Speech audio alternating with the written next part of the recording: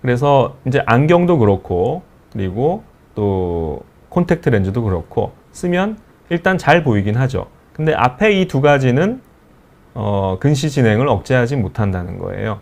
근데 이 드림 렌즈라는 것 요즘에 많이 들어보셨을 거고요. 좀 생소하실 수 있는데 마이사이트라는 그런 또 콘택트 렌즈가 있어요. 이 렌즈는 근시 진행을 억제하는 효과가 과학적인 근거가 있습니다.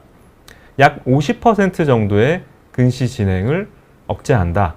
뭐 예를 들면 아까 근시가 이렇게 일찍 생기면 최종적으로도 더 많은 근시량, 고도 근시가 될 수 있는 확률이 높다고 했죠.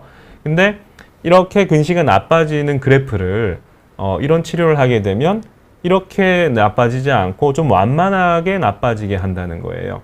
그래서 그 양이 나빠질 것의 한 절반 정도는 줄여줄 수 있다라는 겁니다. 그래서 각광받는 치료죠. 그래서 임상적으로 입증된 게 결국 낮에 야외에서 놀기, 드림 렌즈, 그리고 비교적 최근에 개발된 마이사이트, 그리고 그 아트로핀이라는 약이 있거든요.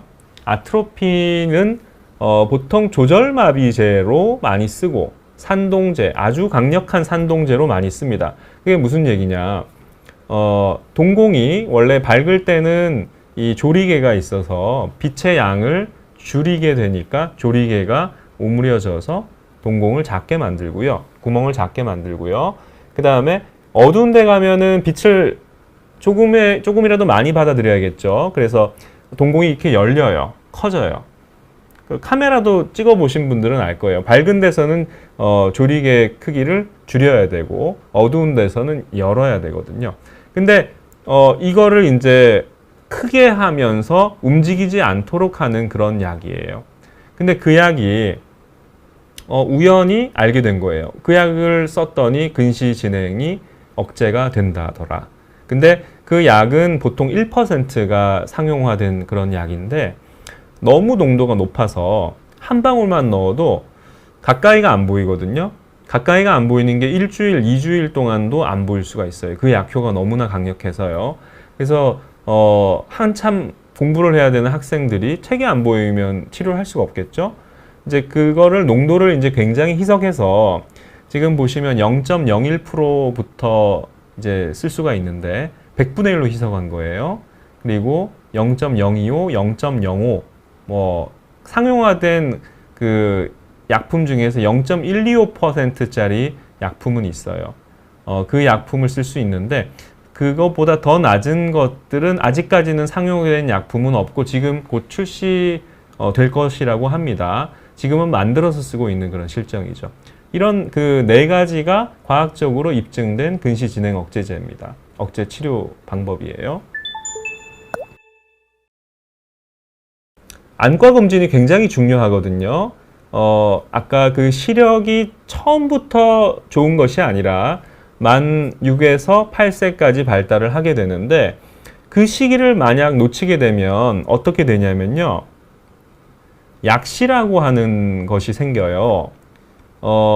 우리 어머니 아버지께서 항상 어렸을 때 이제 해주시던 말씀이 너 키 클 때 열심히 커야 된다. 나중에 어른이 되면 크고 싶어도 못 크니까 열심히 잘 먹고 균형 있게 골고루 식사를 하고 운동도 열심히 하고 이런 얘기 많이 듣잖아요. 키 클 때가 있잖아요. 어른이 되면 더 이상 크지 않습니다. 오히려 키가 줄죠. 근데 눈도 그래요. 눈도 시력이 발달해야 될 시기를 놓치게 되면 나중에는 그 어떤 방법을 통해서도 그 이상 시력이 발달하지 못하는 거예요. 그러니까 시력 교정술이 굴절 교정술인데 약시가 있어서 내가 어렸을 때 뭔가 시력 발달 시기에 시력이 못 커서 최대 교정 시력, 안경을 써서 만들 수 있는 시력이 0.5밖에 안 나온다.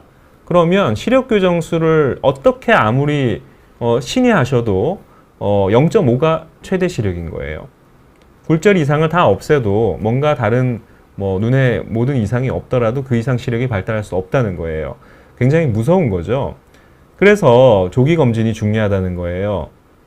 약시가 보통은요, 두 눈 중에서 한쪽에 있는 경우가 더 많거든요. 양쪽에 부동시가 있다든지 사시가 있어서 한쪽 눈은 똑바로 보는데 한쪽 눈은 다른 곳을 본다든지, 그러면 자꾸 보는 눈만 발달할 거 아니에요.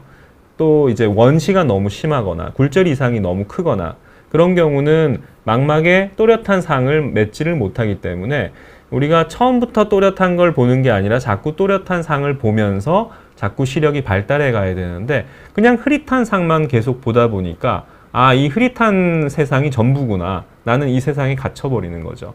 그래서 더 이상 시력이 발달하지 못하는 그런 약시에 빠질 수가 있습니다. 백내장이 심한 경우는 눈에 빛이 투과가 잘 되지 않기 때문에 망막에 상이 또렷하게 맺힐 수가 없어요. 그런 경우에도 백내장이 심한 경우는 약시가 굉장히 심할 수 있어요. 그런 경우는 백내장 수술을 빨리 해줘야 될 거고요. 또 각막에도 혼탁이 있는 병이 있거든요. 유전적인 질환이 많은데, 또는 외상이라든지 눈에 어떤 화학 물질이 들어가서 화상을 입었다든지, 또 여러 가지 눈병들이 있거든요. 눈병들 중에서 가볍게 지나가는 그런 바이러스성 각계혈망염 말고 아주 심각한 그런 눈병들 걸리고 난 뒤에는 시력 발달을 진짜로 못하는 경우가 있을 수 있어요. 안과 검진이 중요하다. 눈에 투명한 부분이 이 각막이 투명하고요. 그 다음에 홍채 앞뒤에 물이 차 있거든요. 물은 투명하잖아요. 그리고 수정체도 투명해요.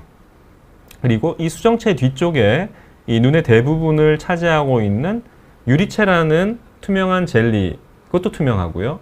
그래서 이 빛이 눈을 거치면서 망막에 상을 또렷하게 맺을 수 있는 그런 환경을 만들어줘야 되고, 그런 환경이 되어 있는지를 확인을 해야 된다는 겁니다.